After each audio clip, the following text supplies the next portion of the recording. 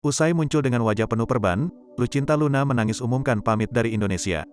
Tak lama usai bagikan foto wajah penuh perban karena jalani operasi, Lucinta Luna mengatakan bahwa dia tidak akan tinggal di Indonesia dalam waktu lama.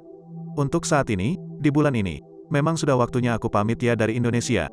Aku akan stay lama dan aku nggak tahu kapan aku bisa pulang lagi, ujar Lucinta Luna dikutip Kompas.com dari YouTube Lucinta Luna TV, Minggu, tanggal 27 Maret tahun 2022. Tidak disebutkan negara mana yang jadi tujuan Lucinta Luna, selebgram yang kini dikenal dengan suara khodam-nya itu hanya menyampaikan permintaan maaf. Dalam video yang diunggah di kanal YouTube-nya, Lucinta Luna juga mengungkap alasan mengapa ia memilih angkat kaki dari Indonesia. Rupanya, Lucinta Luna membutuhkan waktu untuk menenangkan diri setelah 1 tahun terakhir aktif menekuni pekerjaannya di industri hiburan.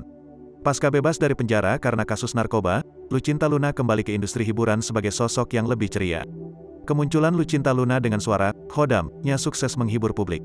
Namun di balik keberhasilannya kembali diterima di masyarakat, Lucinta Luna belak-belakan bahwa di belakang layar dia justru sering menangis.